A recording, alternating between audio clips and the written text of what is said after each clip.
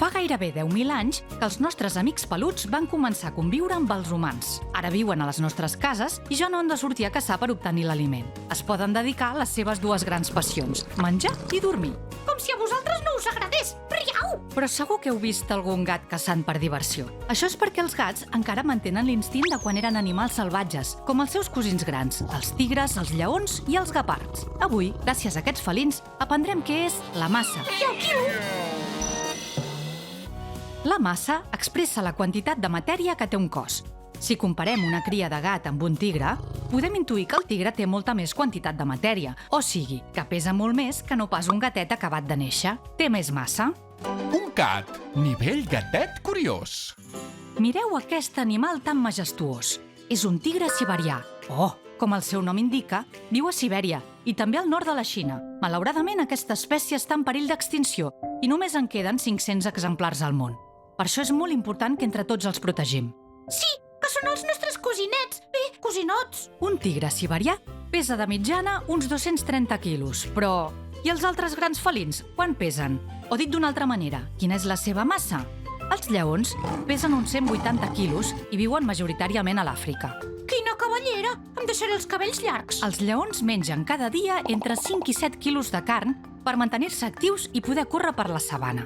Els guepards són els animals més ràpids del món. Pesen només uns 50 quilos i això els permet córrer fins a 104 km per hora. Podem ordenar el pes d'aquests felins de més gran a més petit així. Primer els tigres siberians, després els lleons i finalment els guepards. I els gats, que també són felins, Tranquil, Manel, ara arriba el vostre torn.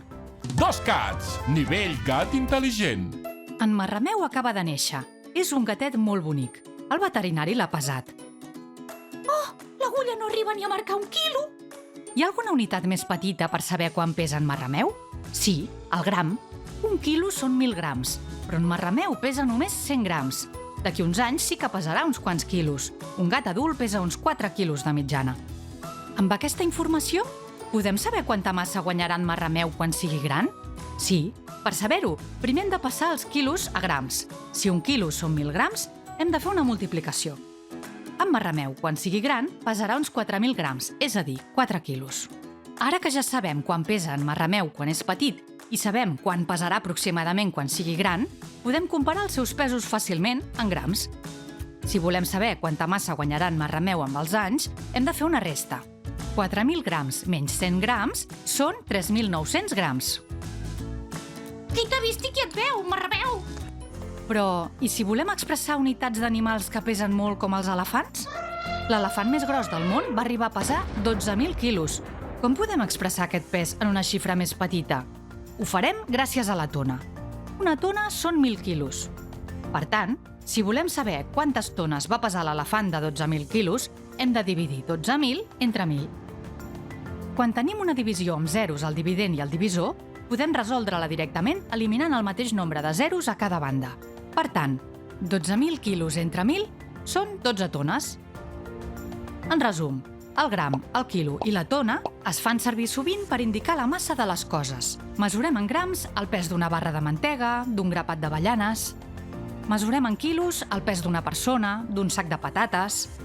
Mesurem en tones el pes d'un tractor, d'una balena. 3 gats, nivell gatot geni. Sovint, per expressar què pesen les coses, fem servir fraccions.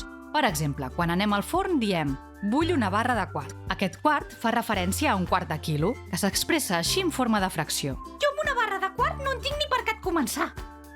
Els golafres com en Manel demanarien segurament una barra de mig. Però quants grams són un quart de quilo o mig quilo? Per saber-ho dividim el quilo expressat en grams per 4, així. 1 quilo igual a 1.000 grams. 1.000 grams dividit per 4 són 250 grams. Per tant, un quart de quilo equival a 250 grams i mig quilo equival a 500 grams. Fem encara un pas endavant. I si volem saber quan pesa exactament una cosa? Gràcies a l'antiga balança que corre per casa ho descobrirem. La nostra balança té diferents pesos, de 50, 100, 250 i 500 grams. Per saber quan pesa una cosa, l'hem de col·locar a un costat de la balança i a l'altre anar-hi col·locant pesos fins que els platets quedin ben equilibrats. Així obtindrem el pes exacte. Provem-ho amb una cua de salmó. Serà per mi? Si la col·loquem al costat esquerre de la balança, veurem que cau ràpidament.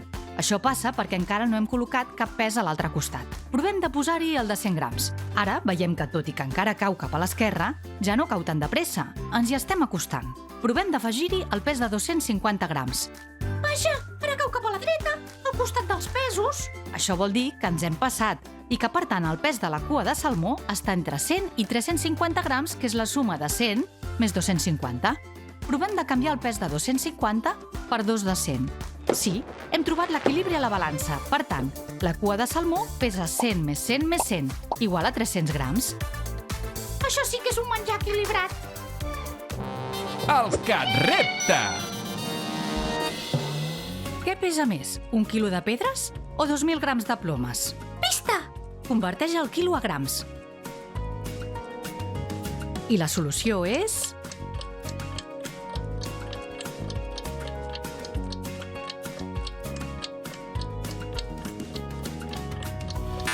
2.000 grams de plomes, perquè equivalen a 2 quilos i, per tant, pesen més que 1 quilo de pedres. A Cat Reveure! Ens retrobarem al Supercampus!